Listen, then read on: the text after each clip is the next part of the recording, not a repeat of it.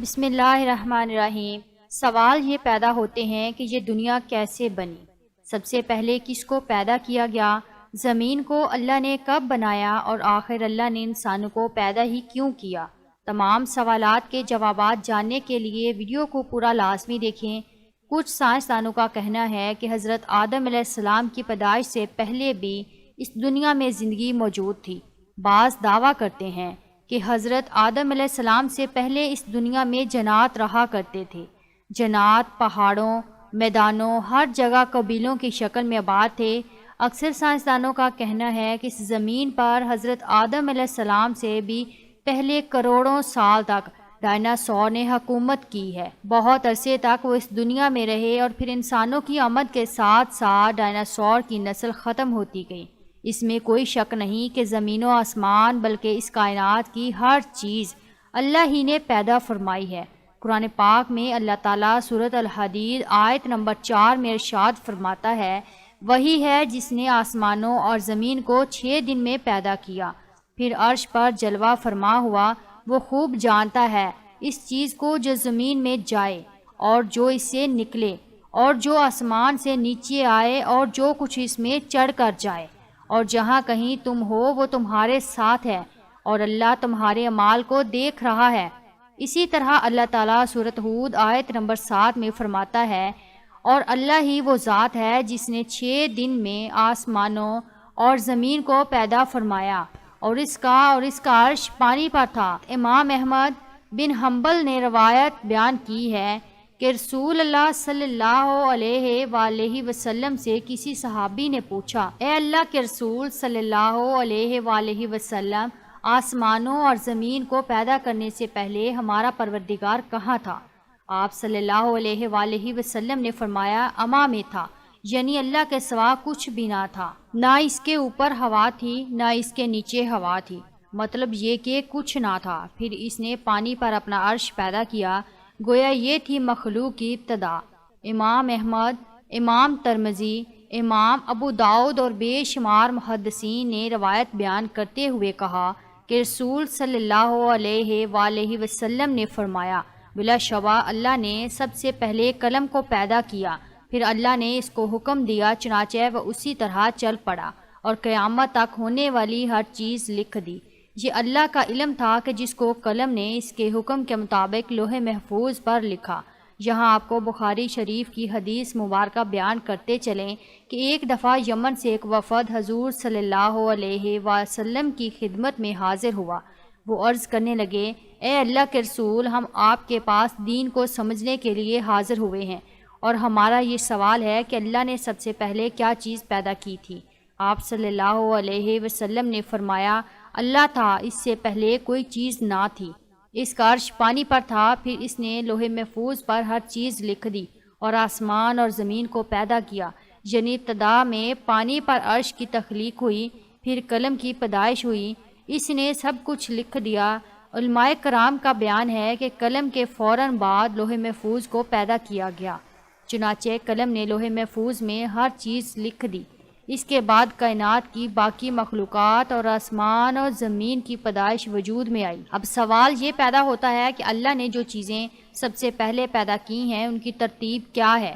مطلب یہ پہلے کس کو پیدا کیا اور بعد میں کس کو؟ تو اس بارے میں مسلم شریف میں حضرت ابو ہریرہ رضی اللہ تعالیٰ عنہ سے روایت ہے کہ نبی اکرم صلی اللہ علیہ وسلم نے میرا ہاتھ پکڑا اور فرمایا، اللہ نے ہفتے کے دن مٹی کو پیدا کیا، اتوار کے دن زمین اور پہاڑ، پیر کے دن درخت، منگل کے دن تکلیف، مصائب، جراثیم اور بیماریاں، بدھ کے دن نور کو، جمعرات کے دن زمین میں چوپائیوں کو پھیلا دیا، اور تمام مخلوقات میں جمعے کے دن کی آخری گھڑیوں یعنی عصر سے رات کے درمیان حضرت آدم علیہ السلام کو پیدا کیا۔ مطلب یہ ابتدائے افزین میں جن مخلوق کی تخلیق ہوئی ان میں آخری مخلوق انسان تھا۔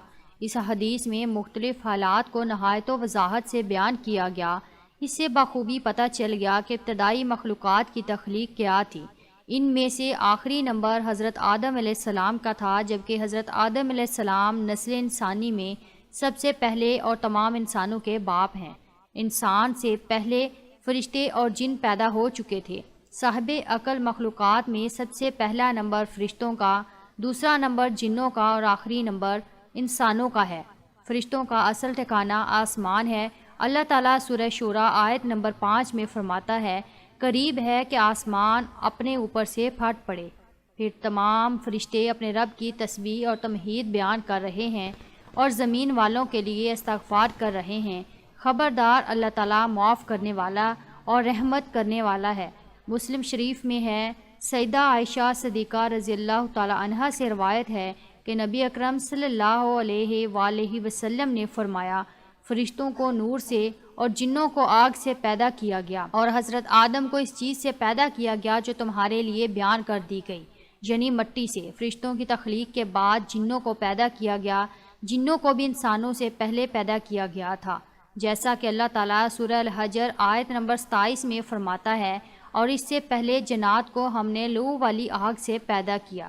جنات کے بارے میں بہت زیادہ آیات اور حدیث موجود ہیں۔ اللہ تعالیٰ فرماتا ہے، اور جنات کو آگ کے شعلے سے پیدا کیا گیا۔ یہ آگ کے بھڑکتے شعلے کے کنارے کو کہتے ہیں، گویا جنوں کو آگ کی جڑ سے نہیں بلکہ آگ کے شعلوں کے کنارے سے پیدا کیا گیا۔ قرآن مجید میں اللہ تعالیٰ نے ابلیس شیطان کا قول نقل کیا، تو نے مجھے آگ سے پیدا کیا۔ اس طرح پہلے بھی بیان ہو چکا ہے۔ اللہ تعالیٰ نے فرمایا، اس سے پہلے جنات کو ہم نے لو والی آگ سے پیدا کیا ہے۔